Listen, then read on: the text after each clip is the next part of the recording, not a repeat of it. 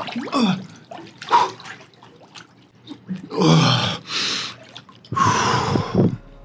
right, I decided I'm gonna mic this whole time and record.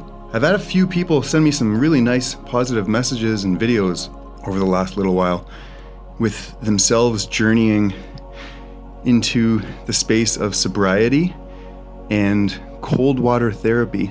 They both go wonderfully hand in hand. As you know, I've been practicing this cold immersion therapy in plunges for just over a year now, deliberately. In the lake, just over a year. I've been taking cold showers for over 20 years. I don't have the link right here, but I've got some private videos that I shared to my community over the years. Like I said, 20 years ago, when I first started my 90-day challenges, showing my clients waking up early, 4 or 5 a.m., going in the shower, cold shower, absolutely hating it, but doing it because not only of the benefits, but sharing and showing a form of dedication and consistent dedication and perseverance. So most recently, a friend of mine, a longtime friend of mine that I played hockey with growing up, TJ, he is now practicing sobriety and he's doing cold water therapy.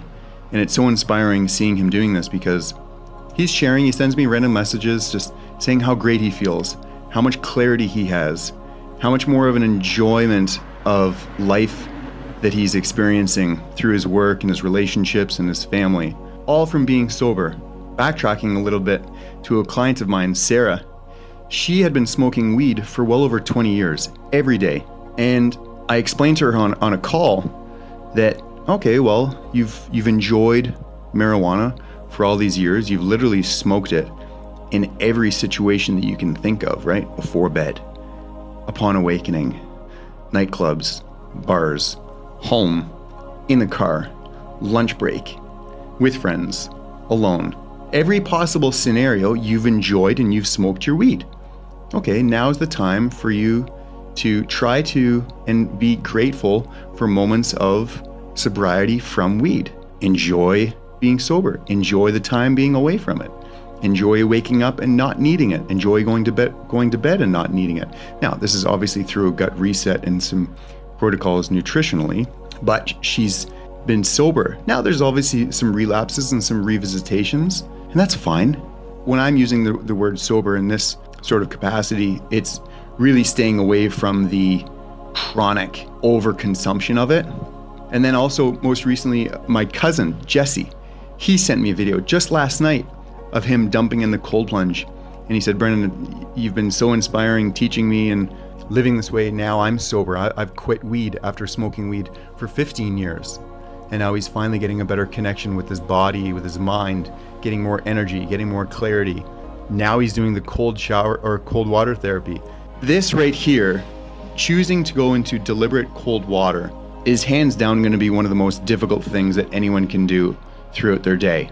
This right here would be perceived as the most painful thing to do, in contrast to looking after a little baby, going to the gym, waking up early, quitting smoking, quitting alcohol, confronting a loved one or a boss or a neighbor that has been giving you challenges.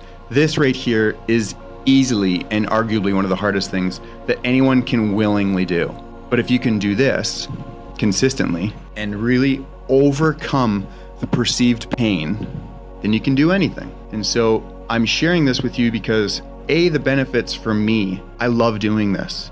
It is a real challenge every time, and I test myself and I push myself to the limits so that other things I can do is just a lot easier. But I also do this to just send a message and give hope and give new ideas and give other people permission to try the same thing, because everyone's got their own journey. We're all on this game of life in different times, and these moments like this, it can really help break old habits and form new ones. And this can be a huge catalyst. In fact, cold water therapy has been a catalyst for so many people. So many people.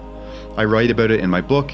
My first thesis years ago, I wrote it on the benefits of cold shower therapy and cold water therapy for the improved recovery time among individuals with addictive behavior, whether it's psychological or physical. So whether it came in the form of substance or behavior, any form of addictive behavior, you can conquer it by doing cold water therapy. So I just share that with you. It's a long video. We do this because it's hard, but also it's so rewarding when you conquer it, because then you can do other things. And it's all about perception. It's all about perception.